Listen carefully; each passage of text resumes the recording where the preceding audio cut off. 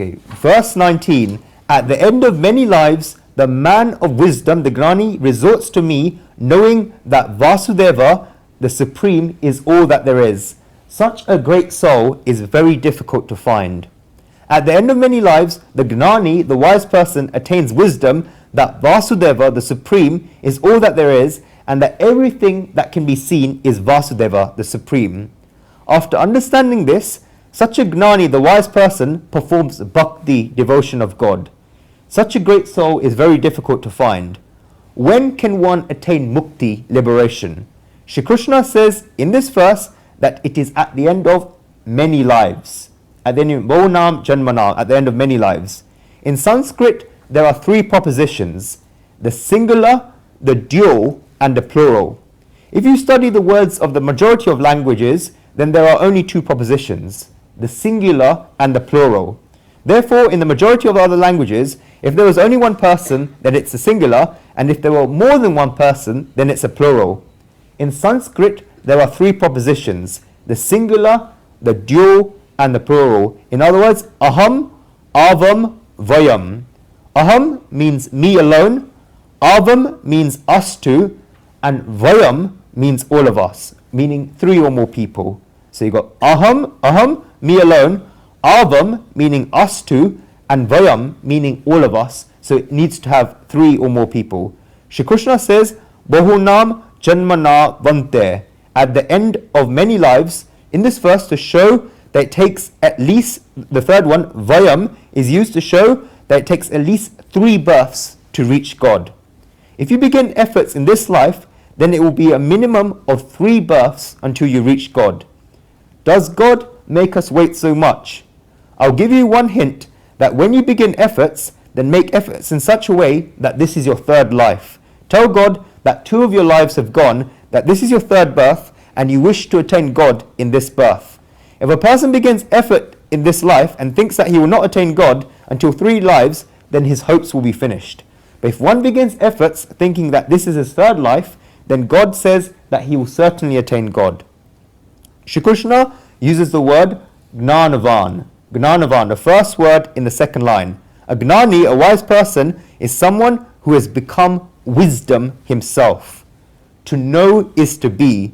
If I were to use spiritual language, then the difference between the knower, the knowledge, and the subject of knowledge falls away, and all 3 become one.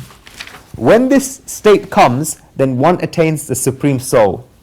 Srimad Adi Shankaracharya Ji wrote in his commentary that Bahunam Janmanam Gnanat Sanskara Shannayam Mante, at the end of many births, devoted to self-purification, resulting in greater wisdom. Why does it take so many births to attain God? There is a curtain between you and God, and once you remove that curtain, then you become one with God.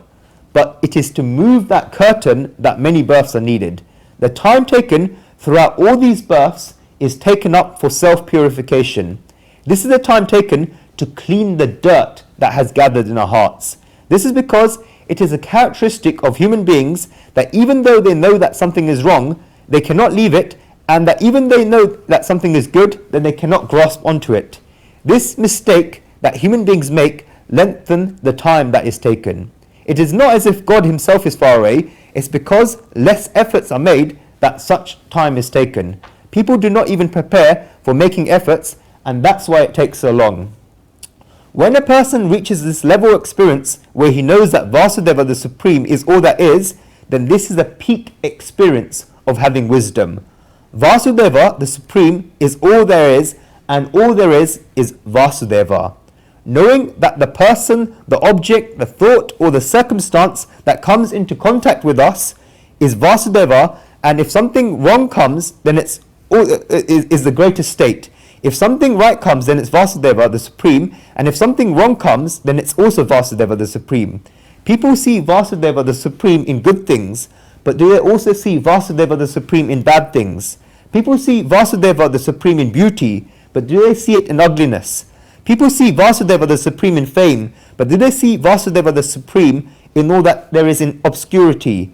In the state described in this verse, one begins to see Vāsudeva, the Supreme, in all these dualities. If you look at the Vedas and Upanishads, then you see a lot of substantiations of this. In the Rig Veda, it is said, Purushaya Vedam Sarvam Yadbhutanya Javayam. Everything that there is the Supreme Soul. The last chapter of the Yajurveda, in the 40th chapter, it's called the Ishavasya Upanishad, and the first mantra is Ishavasyam Ida Sarvam. This can also be written as Idam Sarvam Ishavasyam. This has many different meanings, but I like one meaning in particular. Everything that is here is yours. In the Chandogya Upanishad, it is said, Omkar Evadam Sarvam Gayatriva Idam Sarvam Sarva Kalvidam Brahma.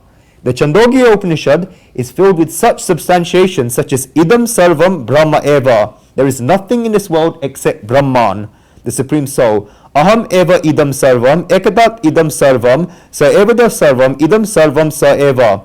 Everything in this world is the Supreme Soul. Atmava Idam Sarvan, etc. In the Brihadaranyaka Upanishad, it says, while explaining the spirituality of the soul, Sa Idam Sarvam Bhavati. The Supreme Truth is in everything. Idam Sarvam Yadatma Idam Amrutam Idam Brahmavedam Sarvam, etc. The word Sarva, meaning everywhere, is so important and so great. Everything that there is the Supreme Soul. The Brihadaranyaka Upanishad says further, Etad Brahmitad Sarvam. In the Taittiriya Upanishad, it is further said, Om Itidam Sarvam. In the Mandopya Upanishad, it said, Sarvami Etad Brahma. In the Narayan Upanishad, it says, Narayan Evadam Sarvam and Idam Sarvam Narayan Eva. And in the Gita, it says, Vāsudevas Sarva Miti. Knowing that Vāsudeva, the Supreme, is all that there is. This is a state where one sees the abstract form hidden within various forms. This is true wisdom. This is what saints have said. Jid dekoto sham mehe. Whatever we see is Shri Krishna. Wherever they go, they can only see the Supreme Soul. There is nothing apart from the Supreme Soul. If we try to look at this grammatically, then in this verse it is written, Ahi Vasudevas Sarvam. Those who have an interest in the Sanskrit language will know that Vasudeva, which is the first word in the third line, is a word in the masculine gender, and Sarvam, which is the second word in the third line, is a word in the neutral gender. Listen to this carefully.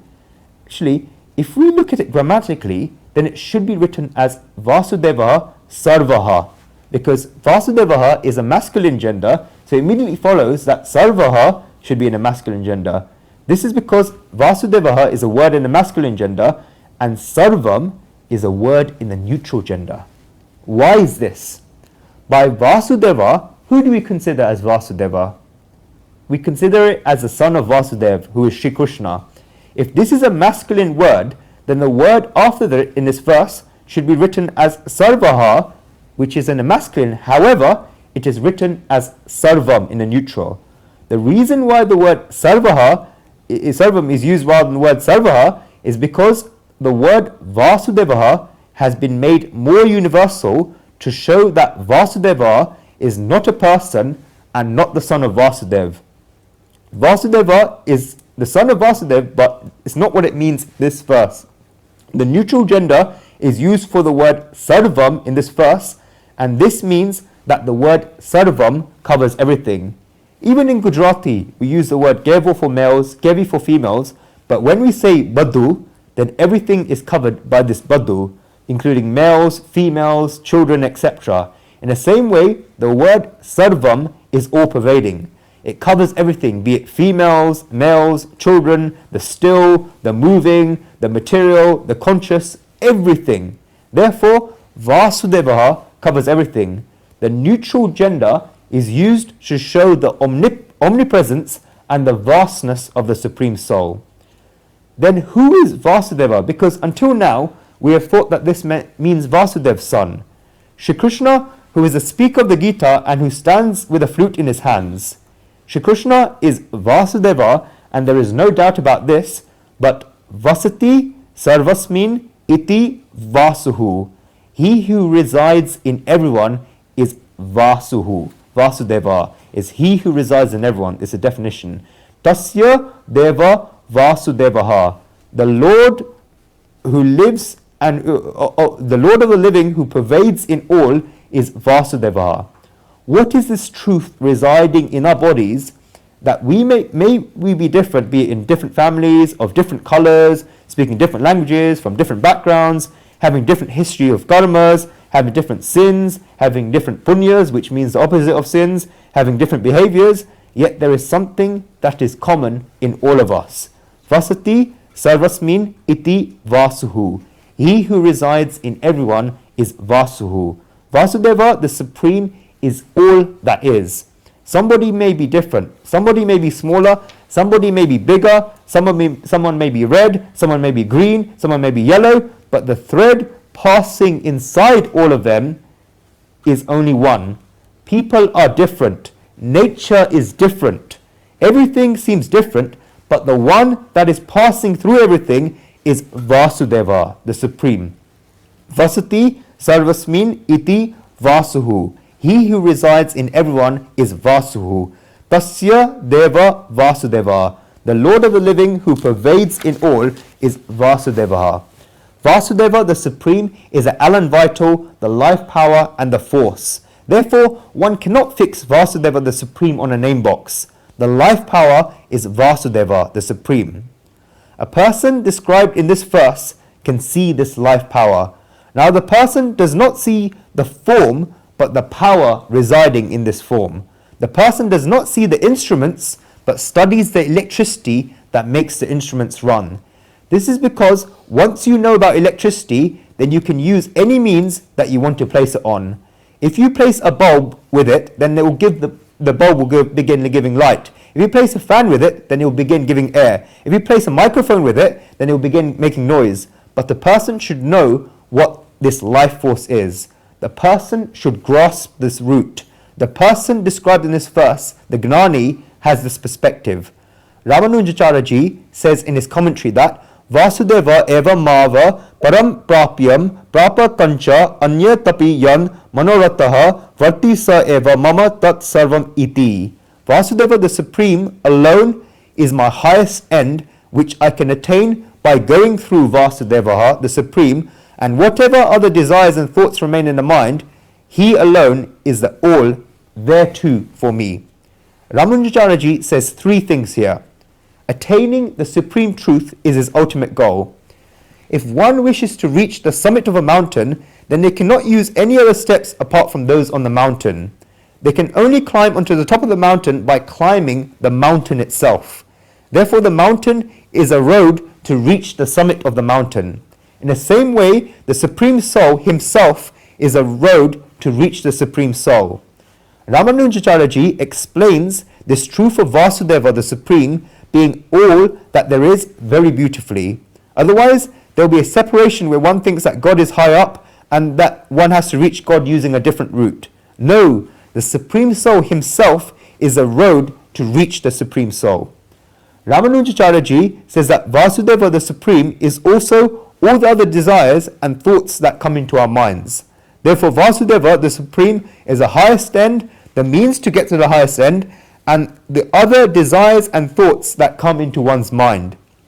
A devotee described in this verse reaches this state. Thinkers say that when a devotee accepts this imperishable majesty of the Almighty, then he enters into the field of Vāsudeva, the Supreme, and he attains the mental state described in this verse. Madhavacharya says that the cause of knowing that Vāsudeva, the Supreme, is all that there is such that Vāsudeva, the Supreme, is a cause for all that there is. Where did all of this come from? It came from Vāsudeva, the Supreme. Vāsudeva, the Supreme, is a cause of all. One can only know that Vāsudeva, the Supreme, when one's mind is one-pointed. One can only know that Vāsudeva, the Supreme, is all that is when one has a perspective when he sees Vāsudeva, the Supreme, in front of his eyes. While the Supreme Soul is not in front of one's eyes, then one cannot know that Vāsudeva, the Supreme, is all that there is. There are two ways to have this thought, understanding, and experience that Vāsudeva, the Supreme, is all that there is. The first way is having the perspective that the material world is not there at all, and only the Supreme Soul is there. The material world is not there at all, and only the Supreme Soul is there. The second way is having the perspective that all that there is the Supreme Soul. All that there is the Supreme Soul. The reason for this is that there is nothing that can exist or have power in this world apart from the Supreme Soul. These are two different paths depending on the nature and attitude of human beings, but the goal is one.